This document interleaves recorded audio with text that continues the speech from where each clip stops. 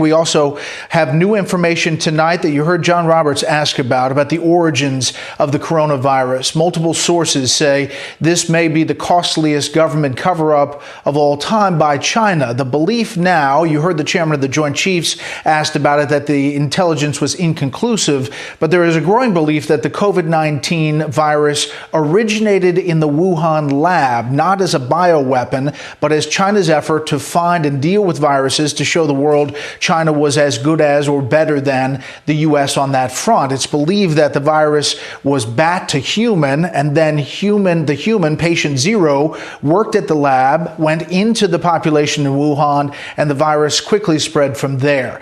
China, according to sources, moved quickly to shut down travel domestically from Wuhan to the rest of China, but did not immediately stop international flights from Wuhan. These sources say the World Health Organization was complicit from the beginning, helping China cover its tracks, and that is where we begin tonight. Chief White House correspondent John Roberts starts us off. Good evening, John. You asked about this reporting tonight, got something from the president, and obviously part of the reason why the president's coming down so hard on the WHO. Yeah, there certainly has been a real change in tone from back in early February when the president described the WHO as some of the best and the brightest. Clearly, as this information begins to develop and is beginning to gain more traction now among U.S. officials, the president is changing his mind not only about the WHO, but about what happened in China. I asked him directly the information that you and I had discussed earlier today. He didn't really go down the road of a concrete answer, but he did suggest that he's looking at that, and that is becoming something that the federal government really wants to know a whole lot more about, Brett.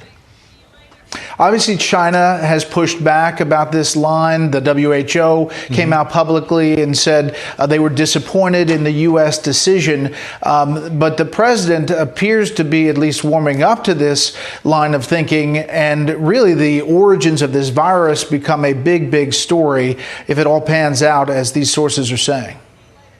Yeah, there's no question about that. And that's why I asked the president the follow-up, because he speaks to President Xi on many, many different occasions. He says he's got a great relationship with him. So I asked the president if in any of the conversations that he has had in recent months with President Xi, or even going back a couple of years, because there is this reporting, which we have confirmed now, that officials from the U.S. Embassy in Beijing visited this virology lab, the Wuhan Institute of Virology, and were concerned enough about a lack of safety protocols there that they cabled back to the State Department that something should happen on this front to tighten up those security protocols. That's why I asked the president if he ever spoke to President Xi about that. The president said, I'm not going to tell you what I told President Xi or talked to him about in regard to the laboratory, but it does sort of indicate that there may have been a conversation there.